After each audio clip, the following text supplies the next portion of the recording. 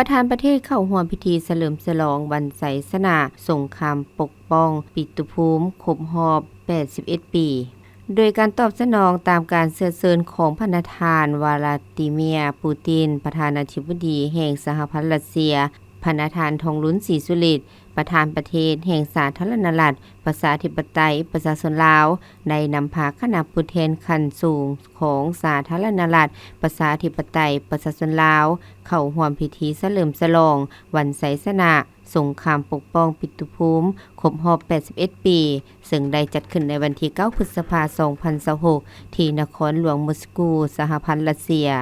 การเฉลิมฉลองวันไสสนะสงครามปกป้องปิตุภูมิเป็นหนึ่งในเหตุการณ์ประวัติศาสตร์ที่สำคัญของรัสเซียและบรรดาประชาชาติซึ่งได้จัดเพื่อจะลึกคุณงามความดีและแสดงความรู้บุญคุณต่อบรรดานักรบกองทัพแดงโซเวียตและทุกคนที่เสียสละชีวิตเพื่อปกป้องปิติภูมิจนสามารถญาติมาได้ไสสนาในสงครามโลกครั้งที่2ไสสนาดังกล่าวถือเป็นความทะนงใจของประชาชนสหภาพโซเวียตในเมื่อก่อนก็คือสหพันธ์รัสเซียในปัจจุบัน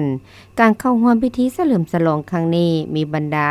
ผู้นำและผู้ต่างหน้าจากหลายประเทศเพิ่นมิตรและมีหลายกิจกรรมสำคัญถูกจัดแสดงในงานดังกล่าวเป็นต้นแม่นการแสดงเดินสวนสนามของก้อนกำลังของเหล่าหบต่างๆจากทั่วประเทศในโอกาสเข้าร่วมพิธีเฉลิมฉลองครั้งนี้พระประธานทองลุ้นศรีสุริตประธานประเทศแห่งสาธารณรัฐประชาธิปไตยประชาชนลาวยังได้ถูกต้อนรับจากพระประธานวลาดิเมียร์ปูตินประธานาธิบดีแห่งสหพันธ์รัสเซียและได้พบปะแลกเปลี่ยนคำคิดคำเห็นโดยบรรยากาศอันสังสรรค์และกงไปกงมาสองฝ่ายตีราคาสูงต่อหมักผลของการร่วมมือสองฝ่ายในหลายโครงเขตเวียกงานในระยะผ่านมาการไปเข้าร่วมพิธีเฉลิมฉลองวันไสสนาสงครามปกป้องปิติภูมิของพระประธานทองลุ้นศรีสุริตประธานประเทศแห่งสาธารณรัฐประชาธิปไตยประชาชนลาวในครั้งนี้แม้นได้รับการต้อนรับอย่างอบอุ่นและดำเนินไปด้วยผลสำเร็จอันจบงามแต่ตนตลอดไป